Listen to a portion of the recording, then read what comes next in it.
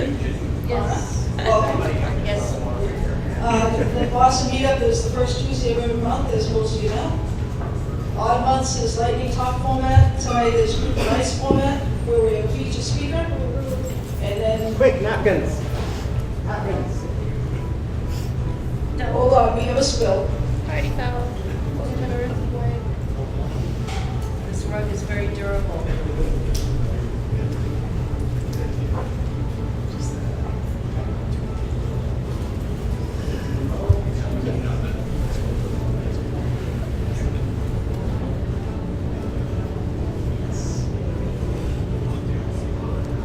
Are you good? Yes. So tonight is Bio-Rap night, so I'll let Heather come up and introduce our featured speaker for the night. Heather is from Bio-Rap. Bio-Rap generously sponsors us every other month, so thank you, Bio-Rap. Thank you, Barbara. Like your professional type. Thanks. You know, wait until crowd gets me about so. Oh, okay. Yes. All right, thank you for joining us tonight. This is Dribble Nights, sponsored by Raft with lovely assist from Genuine. Today we have Donna talking to us about accessibility and helping us learn things that we didn't know before that we can hopefully all apply to our lives. Or at least know what we're doing wrong. Cool. I'm gonna just steal the table.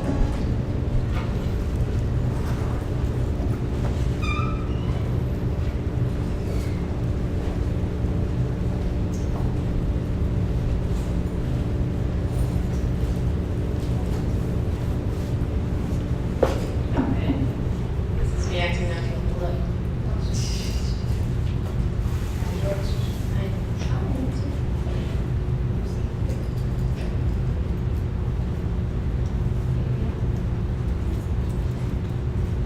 One moment, please.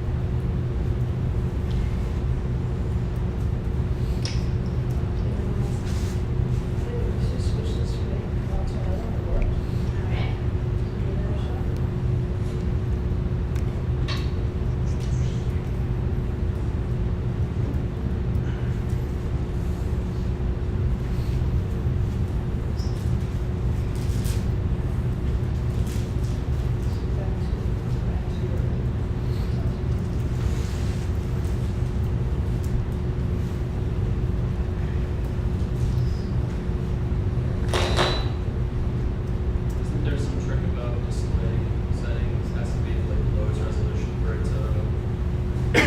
Yeah, Mike doesn't know, sure the guy that helped me set mine up. Sure as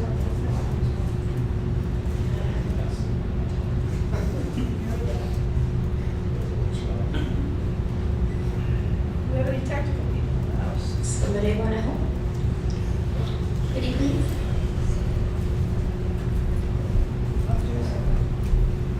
Just punch it, I think. Get a really good time, get fun That's stuff. my suggestion. Turn it on, turn it back. It's not even picking up on it. That's what I'm saying. How many people do we run it back up slowly? Guys, How many technical people does it take to turn on? We will edit this out, so. We will edit this out? Yeah. I think Jim was trying to do it for free advertisement. Just shake it. Did you blow on it? It just like not all in, I don't think it just. Yeah, this was like sitting on it.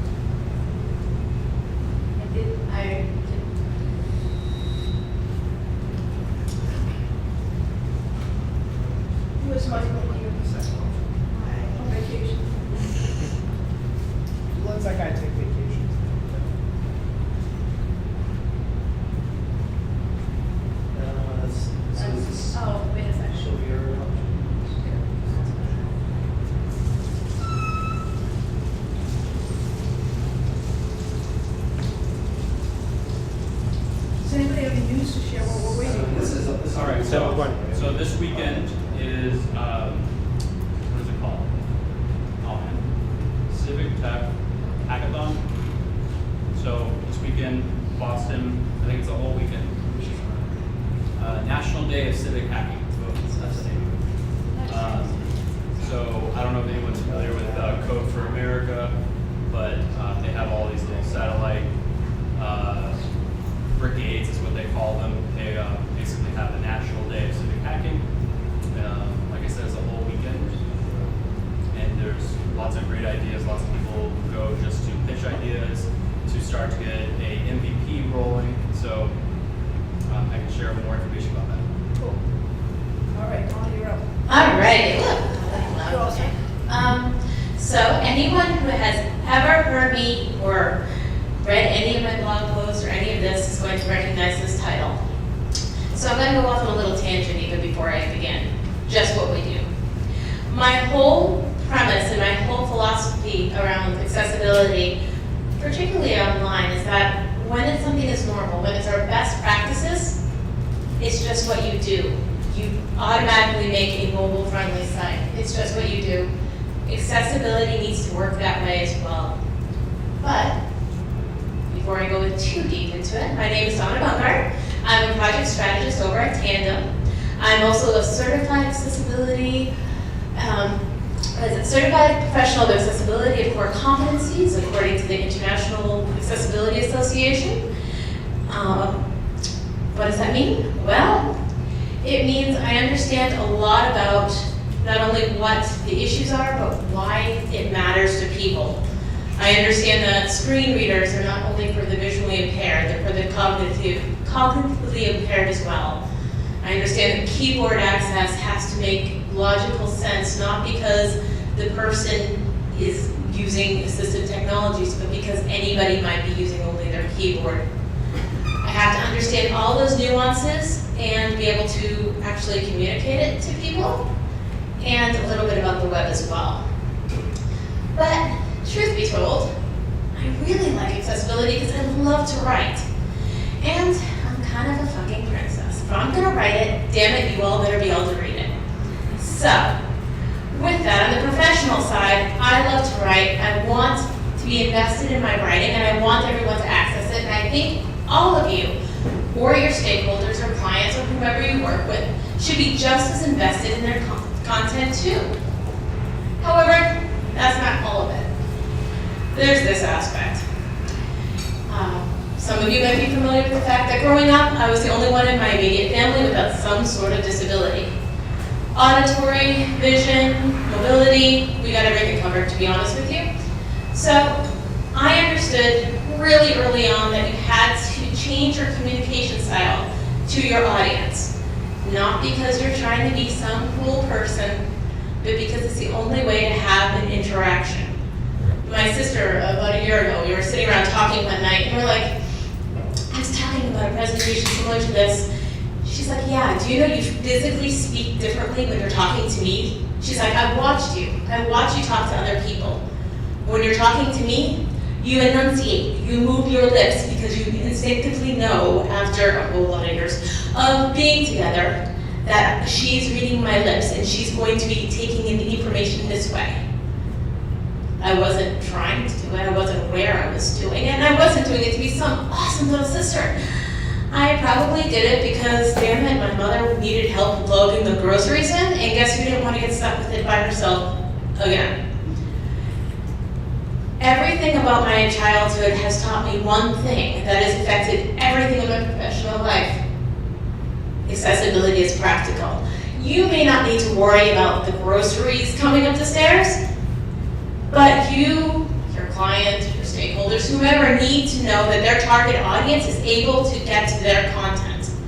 It doesn't matter if they're having problems or challenges because of some physical condition, or if it's maybe something like they can't see your site because of the low contrast because they're on their phone and the glare sucks.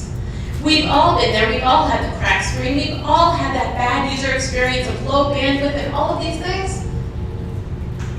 We need accessibility too. And then there's of course temporary disabilities and all this wonderful stuff. But again, I'm going on tangents before I even begin. So let's talk about what we're, supposed to be talking about. We're going to touch on a few overview things that you guys have probably heard a million times before, so we'll go real quick.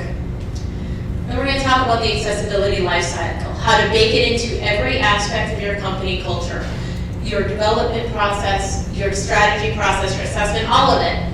Because in truth, we need to stop thinking of accessibility as something you do near the end of a project's life cycle. It has to be ingrained throughout, or you're really going to end up having to redo your own work. We're going to talk about common stakeholder concerns because, well, we kind of need them invested too. As well as some everyday issues that you and your teams may be facing and a couple of ideas or at least leads on where to find those answers. And finally, where do we go from here? So, overview.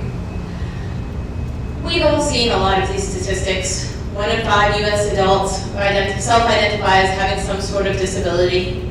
That doesn't include people who maybe have a temporary disability, you broke your wrist, you have a patch on your eye, I don't know, maybe you're just really hungover. I don't know, there's a million reasons why you'd have a temporary disability. So that's actually kind of a shrunken number from the people who might actually benefit from you having an accessible web presence. There's hard of hearing, there's blind or unable to see, there's all sorts of these statistics that just basically say, hey, there's a whole lot of people out there. I'm gonna guess a lot of you are familiar, so we'll just touch on it briefly. WCAG 2.0 is based on the core principle of being perceivable, operatable, understandable, and robust. WCAG 2.1, released in June, is just the next rendition of that, keeping up with technologies such as screen orientation. 508 compliance is still at WCAG 2.0, AA rating, as many of you again know. The more A's in the rating, the more strict and the more criteria to follow. So that's what you need to target, and if for some reason it's not been targeted soon enough, and a ADA non-compliance complaint is filed against you, then you get to hear from the Office of Civil Rights, which I hate that acronym because, well, optical character recognition is important in accessibility too. So let's, important highlights. I actually just recently wrote a blog post on it. You can check out the Tandem site. But the important things about this is that it is not a one and done problem if somebody gets a complaint. It's a process. Yes, it's a legal process, involves legal teams, yada, yada, yada. However, it's a process. The Office of Civil Rights actively engages with people trying to find a solution, setting up timetables. It's a process to work through. It's a give and take. So if your stakeholders are hearing about this, well then let them know that it's just they take the steps through the process and maybe relax a little bit. This is the part I love, it's the accessibility lifecycle. Now I always start with analysis, which you'll hear me talking about more in a second. But you have to always go through the process, and the important part is you have to keep going through this process over and over. I was mentioning before that today was the first time I've ever had a client ask us for an accessibility maintenance contract. They want to stay on top of this. They want the regular health checks. They want continuing education for their content editors. They're invested in the long term. This is not a one and done thing, which is why I've stopped calling accessibility audits, well, audits. They're analysis. An audit is a big thing. It's a huge undertaking that happens once in a very long time to quick fix things. You get your taxes audited, maybe you audit some data. But when you're continually analyzing your information, you're keeping this ongoing process and these ongoing checks, it just puts it all in a different light. It sets a different stage for you, your stakeholders, your clients, whomever. It starts building that culture of accessibility.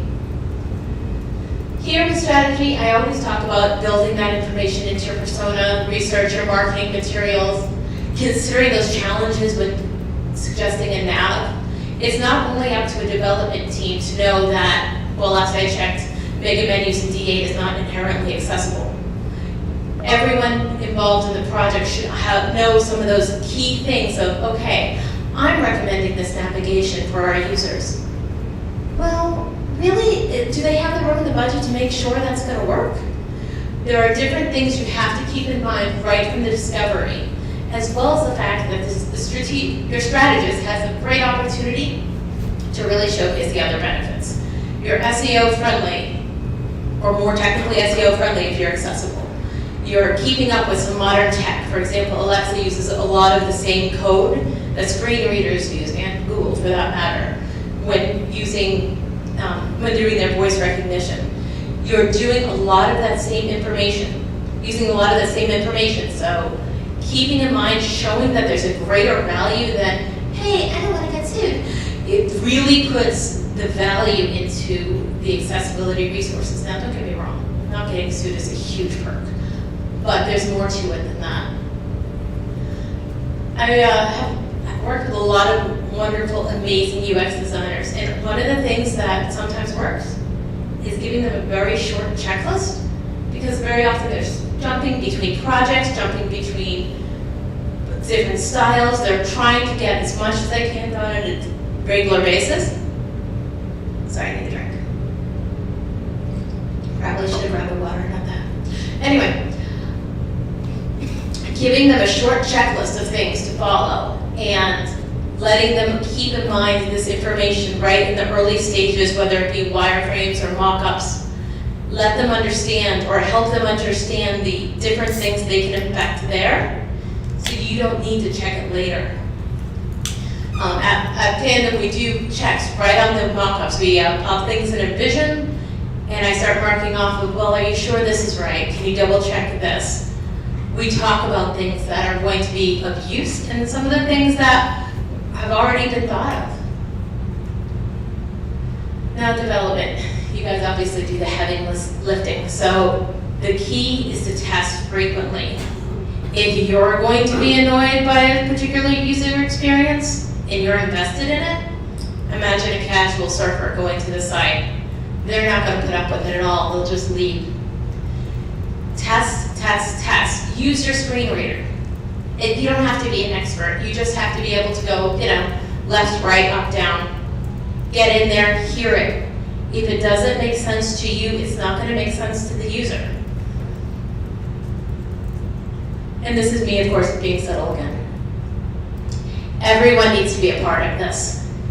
From your sales team to your stakeholders at your company, right through to every person involved in the website. They need to understand how accessibility affects their role and how they can impact a change.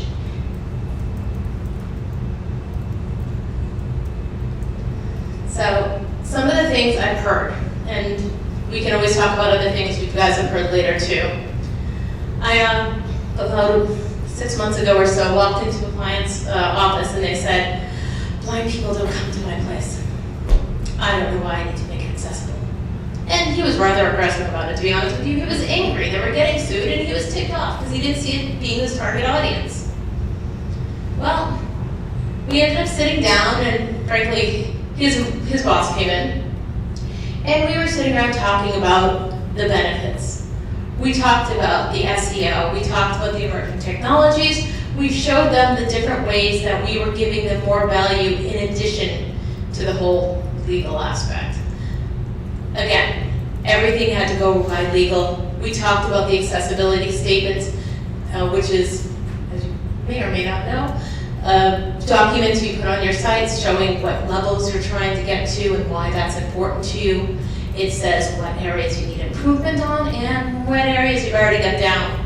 You give people a way to contact you so they don't contact employers. So with that, we talked about that. We talked about the bad user experience. We talked about all the things. And at the end of it, one of the guys is like, I really feel a lot more comfortable with this. Okay, let's do it. The truth be told, they were going to do it anyway. But their investment in it, their attitude about it, and their willingness to work through the process improved.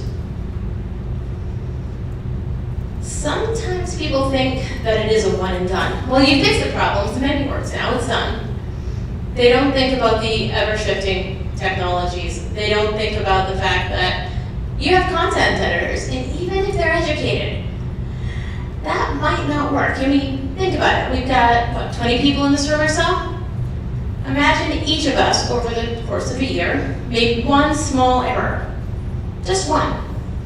That right there is 20. Imagine our websites that we work with our clients that have 50 or more people who maybe make more than one small error. Individually, that's a pretty compliant site, but when you bring them together over time, it drifts. Again, adding new technologies into it, adding the understanding of the user experience into it. It's not only about a checklist, it's about understanding the user experience. So understanding that this is all evolving and really explaining that life cycle is going to help them put this all into context. And again, the Office of Civil Rights complaints. A lot of people are just really, really worried, especially higher ed. A lot of people stressing out. So if they involve the legal team, you get the assessment done so you understand, okay, this is what needs to happen now. Work with the lawyers to say, hey, this is what it is, this is what the time frame is, and this is what we're doing moving forward to make sure this doesn't get this out of whack again. It works. And then there's PDFs. I think it was last fall at Nerd Summit. We're sitting around in one of the sessions, and at the end of an accessibility session, somebody asked about PDFs, and the woman who was speaking was like, I actually haven't had to deal with that. I'm like, well, let's think of it this way. Your initial assessment is kind of like a baby elephant. It's big, it's kind of needy, but it's doable. PDFs are kind of like a nest of platypus eggs. I mean, sure, they're both mammals and all, but one's a big baby and one's a nest full of eggs, and every darn one of them is different, and every one of them can have its own challenges, and you don't know what you're gonna find when you open it up. Luckily, you use a lot of the same tools, you use a lot of the same resources. It still comes down to color contrast, headings, tab order. Acrobat Pro has a great accessibility check where you're able to go through and fix some of the background things. There's always a chance you're going to have to go back to the source document, especially for colors and such. But there's a lot you can do right from Acrobat Pro. Wow. So things just to keep in mind. So everyday issues. This is where my disclaimer is I haven't developed in a while. But I have to know some of this stuff, so we're gonna just touch on a few of these, and we can dive deeper, and if I don't know the answer off the top of my head, I can give you the resource. So, skip to main content. This seems like a no-brainer, right? I was looking at the site yesterday. It was underneath the nice sticky header at the top. So sure, you could, it just wasn't visible for anyone who was using their eyes and a screen reader. That was a hidden link to skip to main content. So that was a problem. Just check it. It's not a hard thing. In terms of accessibility changes, this is one of the easier ones out there, but it has to be tested. A logical tab order. No, I'm not going to go through every one of these. I'm just hitting my soapbox of items. This one gets me. Not that long ago, I was looking at a site, and I was testing with the screen reader, and it was a blog post. And I'm like, cool. And I skip to main content, awesome. And I get to the social shares. And then after that, I got to the content. Now, I appreciate confidence, I really do. But to have the confidence to think your users are going to tab past the social shares, go through all of your content with the screen reader, and then back up to share your information, that's a whole lot of confidence. That might be, a little too short a dress level confidence. There's different levels of confidence you can go with, and that one's probably not so great, because how many users are going to do that? Would you take that many extra steps to share somebody's content if you're just reading a blog post? A lot of people aren't that invested. A few of my other soapboxes includes the H tags out of order. That one's easy to fix. It's easy to address. All you need to do is really plan it out from the development stage and then educate your content editors. It is so simple.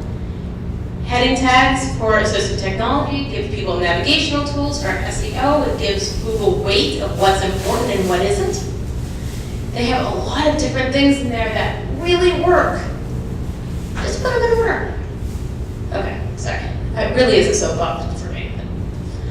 And then missing or orphaned form labels. There's a million ways to have form labels that aren't visible. ARIA, other tools. And I've recently, what was it, 2 months ago, saw a website somebody handed us that they use labels like H tags. Yeah, there was labels all over the place, not associated with the form. And it wasn't associated with any agency I was associated with, but I was looking at it going, huh?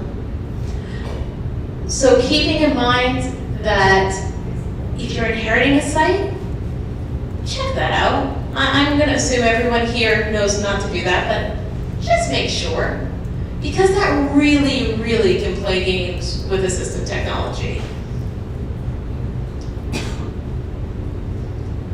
Now, JavaScript heavy sites. This is another one that comes back down to understanding your user's experience. Most of the information is going to be a lot of the same. You're having to check for all the same color contrast, line height, yada, yada, yada. You have to test it really carefully, though, for that user experience. We saw a form, and it was an Ajax form, and it was a multi-step. So you went through and you filled out name, age, gender, next. Your keyword focus was still on next. And if you weren't visually seeing that there was a form above it, there's no way you would have known to back up to go to that form. You need to change your keyboard focus. This wasn't, some huge oversight. It was the nature of the way the form was built. But nobody had tested it when they were developing it.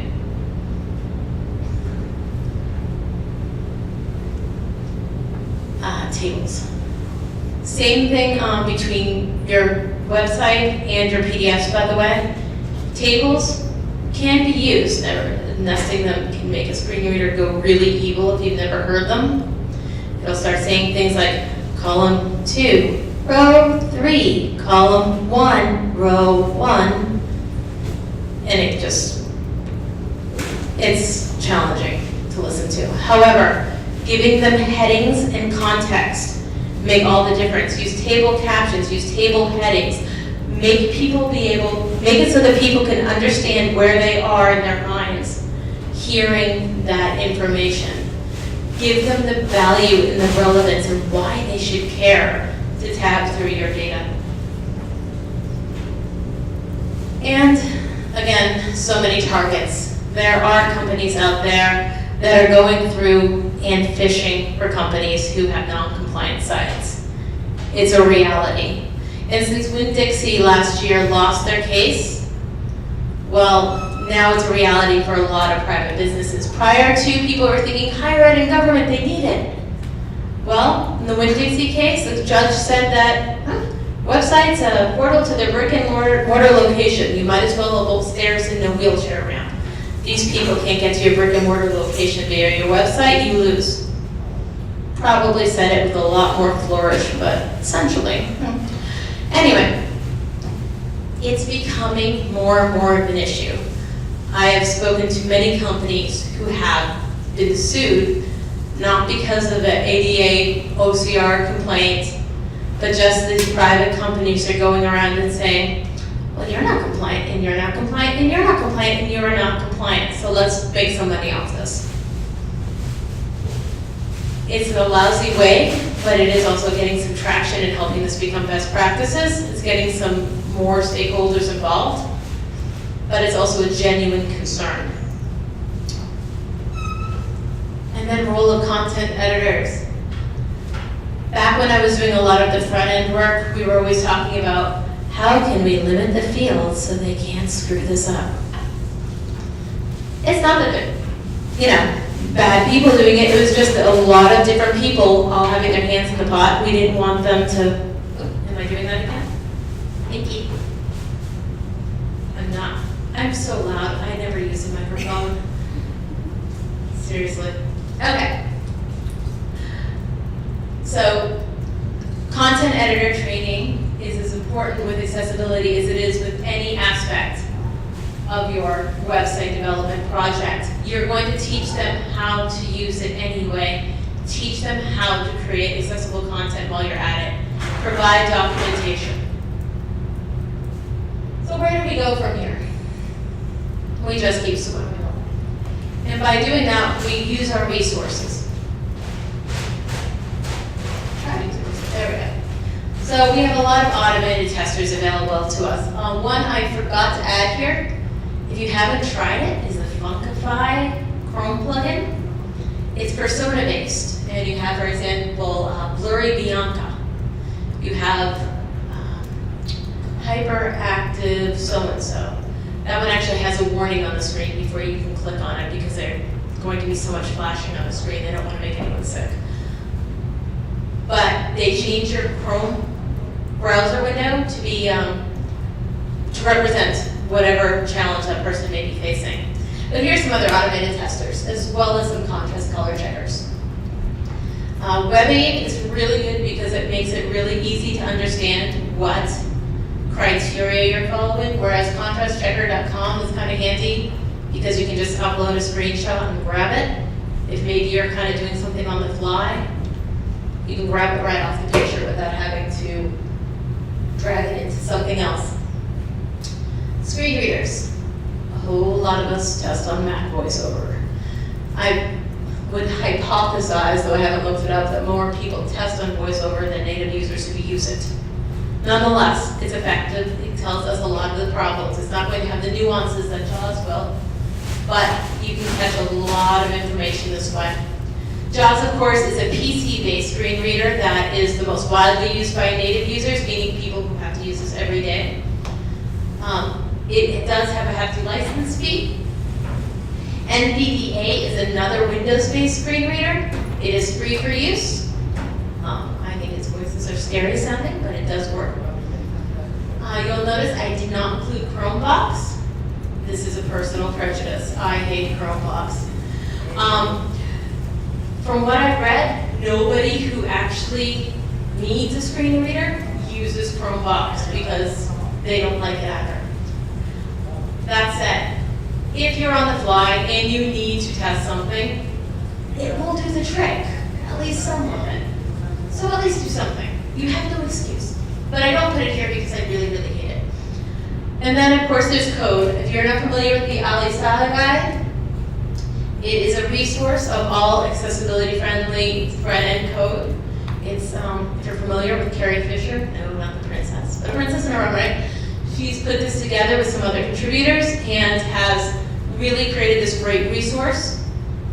And then, of course, there's Slack channels. There's the accessibility channel in Drupal. There's a couple of the Ali Slack channels that are available.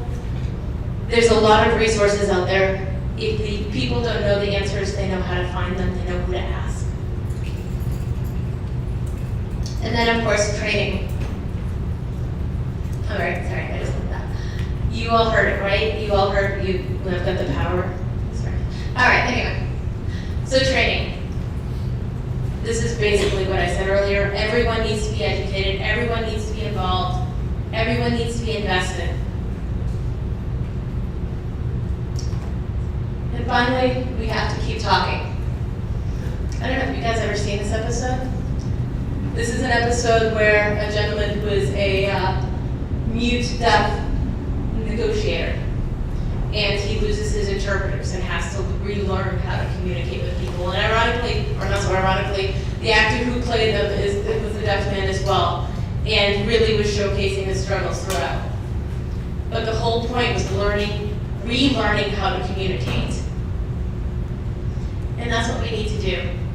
There's a lot of us out there with different levels of expertise, different focuses, different understandings. By talking together, working together, sure. It will be just what we do, but it's not yet.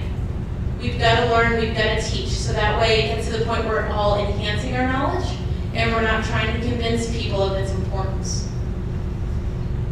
And finally, it will be just what we do. So any thoughts, questions?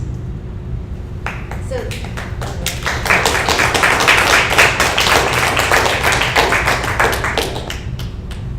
so the accessibility statement that you were talking about, is that the same as the VPAT?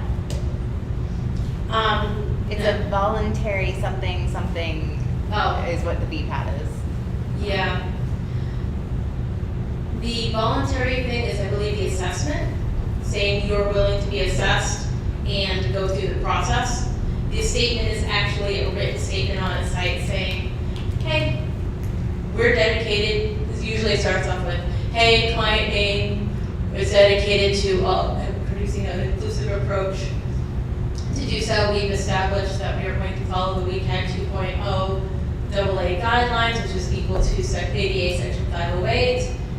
These are as we're continuing to build this, we recognize these are the problems. We are currently in violation of 1.1.1. We're missing alt tags. Over the next 6 months, our content editors will be going through and adding these. Please bear with us. We are currently working on this. We know we're in violation of 2.1.4, blah, blah, blah, blah, right down the line. And at the end, if you are experiencing problems with the above or something different, please feel free to contact us. The goal is to give people a timeline and a way to contact you, as well as acknowledge that. It shows some good faith, and according to AmericanBar.org, I will not send you the PDF, it is evil, but in one little bottom, tiny paragraph at the bottom of page 24, which is actually marked page 4, they say that it's been known to deter legal charges. Does that help? Cool. Good. 2 questions. Andy? One, what is the name of that TNG episode? Now I want to see it. I'll look it up after. Okay. Expletive deleted. No, I seriously can't remember. It's awesome though. So my other question actually is to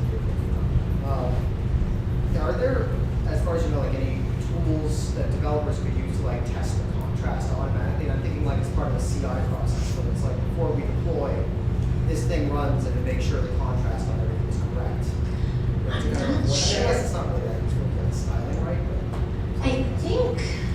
I think Pally has that for some degree. But the problem with contrast checkers and automated contrast checkers is they're going to see the foreground and the background. So if you layered something in between, so a lot of the times they'll give false positives. Automated checkers only catch 20 to 30%. I mean, don't get me wrong, I think there's a real use for them. I think they're great as part of that maintenance program of checking for those red flags. But with something like contrast, you're gonna need a little bit of human intelligence in there too. However, Wave will pull them up. There's a contrast tab in Wave. That Funkify plugin I mentioned has a persona, Robot Ralph or Robot Rob or something. And that will have something for contrast as well. But I also think in terms of ongoing automated testing, I believe Pally has it. Might go with the visual regression testing, something like that. Might be able to make up. Good idea. Sorry, what did he say for the people on the side? I'm sorry, he also suggested visual progression testing as well. regression. Sorry, regression. Something like Ghost Inspector might be able to do. I've never seen Ghost Inspector work like that, but that'd be cool. No, I'm interested, I'll look it up now. So question, I'm trying to still figure out a right way to phrase this. So like, people come to us to build websites. At the end of the day, we can communicate to them the reasons why their website should be accessible. They can have the legal ramifications of not making the website accessible.